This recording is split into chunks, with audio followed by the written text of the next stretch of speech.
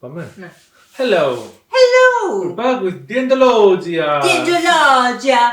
Second episode. This time we're talking about Another anime slash manga, Delicious in Dungeon, Dungeon Messi. which, like the freedom that we saw in the previous episode, starts from a question on D&D. So Freedom's question was, what happens after the party finishes the quest? Delicious in Dungeon's question is, what do they eat in the dungeons? Do they eat the monsters? Maybe they should eat the monsters because in the end, when supplies run out, Yeah. what they're gonna do? And Starve? are the monsters delicious? Are the monsters even edible at this point? Yes, true. And if they are they delicious? This is a manga that has finished, in contrast to Freedom. It ran for 9 years, from 2014 to 2023. And at the end of its run, which did not sell extremely well for Japanese standards, it was picked up for anime and became very famous and very successful in the West, from what I understand mostly. And that gave a new life to the franchise because now the second season is coming and it earns awards posthumously and things like that. It gets new attention, especially in the West, as I said. Well, I think in the West it became very successful because it kind of went. It was very original in its design as well as its approach in the whole D&D-inspired genre. And then we get the whole idea of the dungeon. It's an actual dungeon. Yeah. In this anime, the dungeon is a dungeon. They are always in a huge, ever-evolving dungeon with many levels. It's like the super dungeon. They even have a job that is an adventure for dungeon crawling, which is just to go into this dungeon. And the dungeon has floors, which you have, like in D&D, you have to level up to go to the next floor. And if you're not, you have to grind to be more experienced, they say in the anime, but which is the knowledge, basically. Yeah, but essentially you have to get more levels and then you to go to the next floor below. And it starts off with the party being fairly strong and they have reached the final enemy, the red dragon. Yeah. Somehow, we don't know how, because... Well, it's not the final enemy, but it's one of the bigger bosses. Yeah, but they thought it was the final enemy when they got to it. You're right.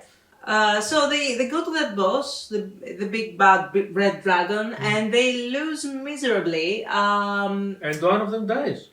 Yeah. In order to save them, one of them gets sacrificed, getting inside the jaws of the dragon, and they're mages. Teleporting. They're cleric. They're healer mage or cleric. It was cleric. I think it was cleric mage dual class, most probably. Something like that. Point is that she teleports everyone out of the dungeon, takes them to the surface, and she stays there in the jaws of the dragon. Yeah, and she's eaten by the dragon. And that is how we are dumped into the whole idea of how the world works. Instantly, in the first episode, the world works this way, let's go. They are in the tavern. There's a tavern over the dungeon. There's a tavern to in get... traditional D&D way. Just to pick up new adventurers for the dungeon. Yeah, they meet up to create their parties in this huge tavern that is over. And then they go down the stairs to the dungeon. Which is not... It's not a tavern per se. It's the first... It's the overground level of the dungeon. The entrance. In the entrance of the dungeon, which is the ground level, they have made taverns and shops. Of course. How do you get your potions, your potions and armor? Yeah, it's amazing. It's amazing. It's amazing. It's very D&D, and also I think at some point they tried again after many episodes that it caught up and manga chapter. They tried to open up the world, as we said it's a common manga thing. You start off with a little idea. And then they try to open up the world by saying that there are multiple dungeons and they are overseen by some elves, I think. Again, the elves, because the elves are eternal. They moderate the dungeons and how the people go there and stuff. I don't think there are many of them, but they say that they exist in certain regions. Like a region might have its own certain dungeon because it's something like a magical happening or something. And that happened after they talked a lot about this particular dungeon, because they eventually reached to a point that it's an ecosystem, a certain ecosystem. You see, like some, for example, orcs from a level, they raid another level to support and sell to other levels. Yes, exactly. This whole orc ecosystem thing. Yes. That's a social ecosystem with the orcs. And then there is the actual dungeon ecosystem with the monsters. Oh yeah, there's some things raised and some things go to eat them, so other things go to eat them. Yeah. Yes. Yeah. Okay. And it's great because we go into the inner workings of a dungeon, and you can see, comparable to the actual D&D, it's how the DM has created his world and how it works, just to mess with the players. And then there is this one player, in this case it's the main character. It's not a main character. But it's not only a main character. Yeah, it's not one main character, you're right. It's not like Freeren, that's only Freeren. True. It's the party. It's the party. But one of the party is the weirdo that is always doing things the way they're not supposed to happen, and the DM is always, and then you can actually see the universe, in this case the DM, comparable to D&D, that is like, this is so fucked up, I'll allow it. Which one are you talking about? Laios. Laios the fighter, which likes to taste everything. He has the weirdest questions and the weirdest inner workings of his mind. Yeah, he's a bit like Pinky. Like, what are we gonna do tonight, brain? and then he has the brain moments as well. Like, oh my god, this wall is alive, and you'd expect the wizard to know these things, but no, it's the weirdo of the party that actually says, oh my god, I see something here. You can realize that someone just rolled a 20 in perception check, okay? That he's like, yeah, the walls are alive and they're cleaning up the dungeon. And this makes a byproduct that actually is used for something else in the dungeon. And for some reason, this guy is a nerd. Afterwards, because a silly nerd. He probably perception checked so many times with a natural 20 that they actually put it in his lore, in the character lore, that he's a huge dungeon and monster nerd. Yeah, and he likes to taste everything. He likes to taste everything because they explain it that he knew so many things that this was the last thread of knowledge, the last thing to know about monsters. He knew everything else.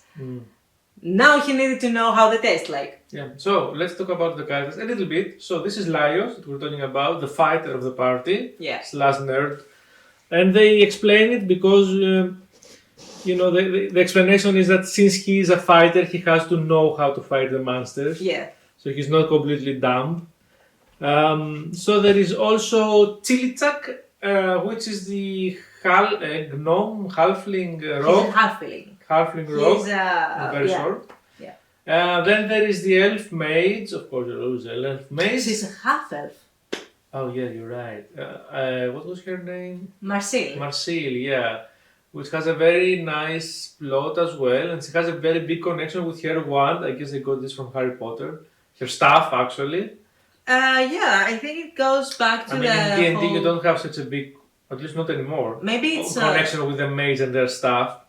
I mean, Marcille makes as a character, they make a really huge point that she likes her stuff, her hygiene, her food, and her trance. She's like, I have my stuff going on here. Do not disturb them. And so we have the fighter, the rogue, the mage, And the last person in the party was the cleric, who was Falin, the sister of Laios, which was eaten.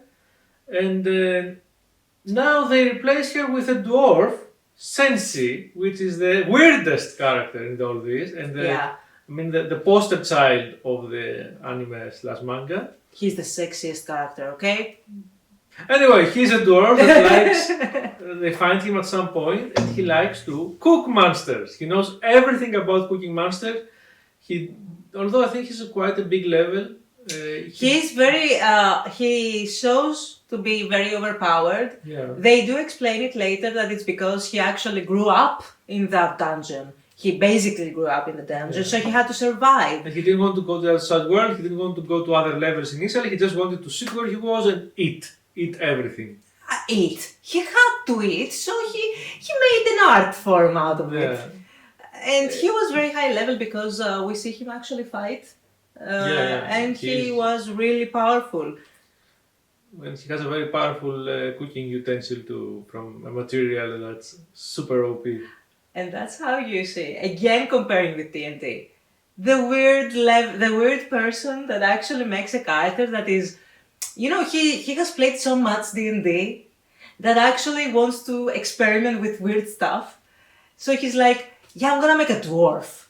And this dwarf is, he's very introverted and he likes to cook. He's the cook of the party and he's cooking. And he's going around in his underwear a lot. And he goes around with his underwear a lot, yes, and he's cooking. And he's the mom of the party. Completely. How do you know he's the mom of the party? In the anime, nobody goes without eating. No one. No one is starving while he's around. By the way, eating. Eating is something that we usually overlook in D&D. I mean, even if you remember... Nowadays. If you remember in our quest 2, we don't eat as much as we should. I mean, we go to the quest, we stay there for 1 to 3 days, and then suddenly we say, okay, we go back to the tavern and we eat. But we had not said that we ate for 3 days. Or we're going down the dungeon. Yeah. There are rules for that. If you see the DM's manual, there are hunger rules, there are exhaustion rules from hunger. Yes. But no one uses it. I mean, no, some use it. But mostly we forget about it in our excitement with battle. We never sit down to say, okay, now we're gonna cook the wyvern because we're starving. You know what? It's I will say that this happens a lot, but this happens a lot because sometimes you forget to eat yourself. Not me. Well, not you. Speak about yourself. For example, I don't say that I eat or anything because my character is a cleric and she's, she's as a clergy, she knows how fasting. She's eating the prayers. Yeah, she's praying. She's praying, yes. She's fasting. She can fast. Mm-hmm. She knows how fasting works. And of course, she's using so many tools to actually have spells, like the gold, the parchments, the papers, etc., water. So I don't think that, and she gains power from her god. So I don't think she uses actual energy on her own. Mm-hmm.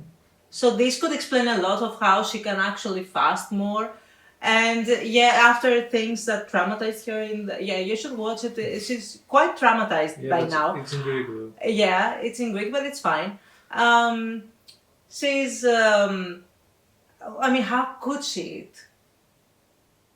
Look at Delicious Dungeon, you'll see how I know, I get it. She doesn't have an appetite to eat. Not that much. She eats just because food is in front of her, she needs to sustain herself. You can explain yourself, but you cannot explain the rest of us. Let's go back to the Delicious Dungeon, please. Going back to the Delicious Dungeon, same thing happens to Marcille. Marcille is actually doesn't have the appetite for something that is irregular than her usual diet. She says, no, I'm not gonna eat that. She goes for a while without eating. And then in the end she's starving. But in general in anime, the half-elves and the elves are traditionally not eating much or very... No, she doesn't say that.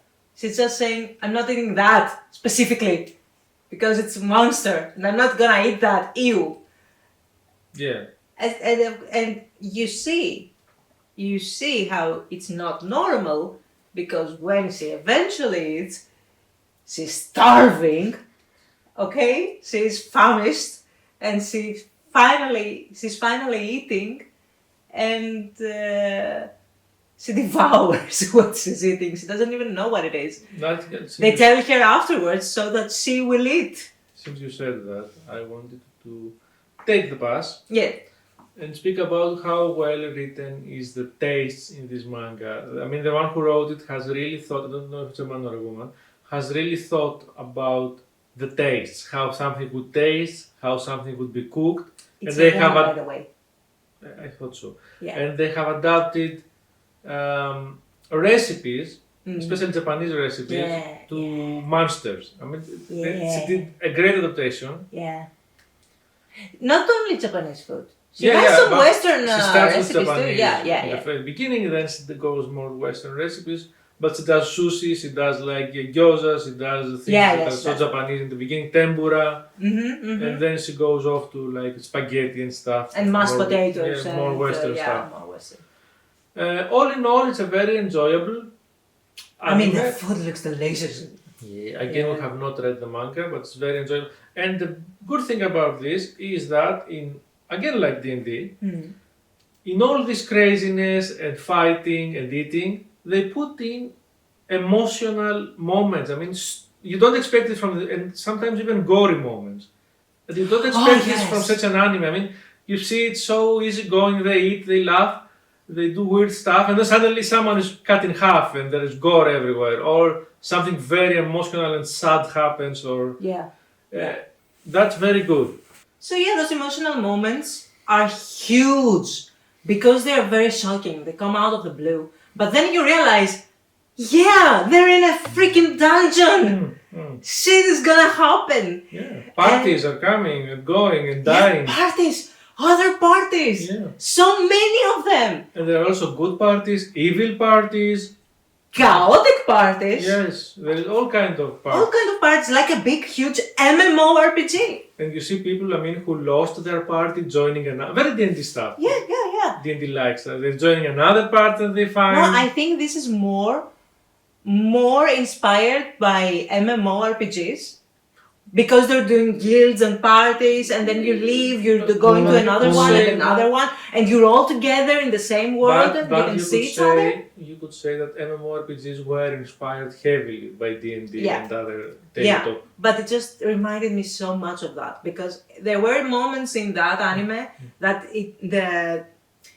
directionally it pans out and they show the other parties, and it's very close to the imagery used in MMORPGs when you are in towns and places where there are plenty of other players around. It happens with D&D because sometimes you have events with D&D that there are plenty of tables and plenty of stories happening at the same time for the same campaign, which is very much the same with the MMORPGs. And I believe it's amazing how seamless everything is. And that's where it compares with D&D, because again, it's how a great DM would put it. Great DMs could actually use seamlessly all of those stories and connect them. True. So, it's recommended by us, of course. Go see it, go taste it. And see you in the next episode with some games this time. Please comment below what your favorite character from Dungeon Mesh is once you see it. And because of course it is the dwarf. Of course it is. Yeah, no. Of course it's Senshi. No. And subscribe, and maybe recommend something else for us? Maybe. We're waiting. Bye. Bye-bye. That's it.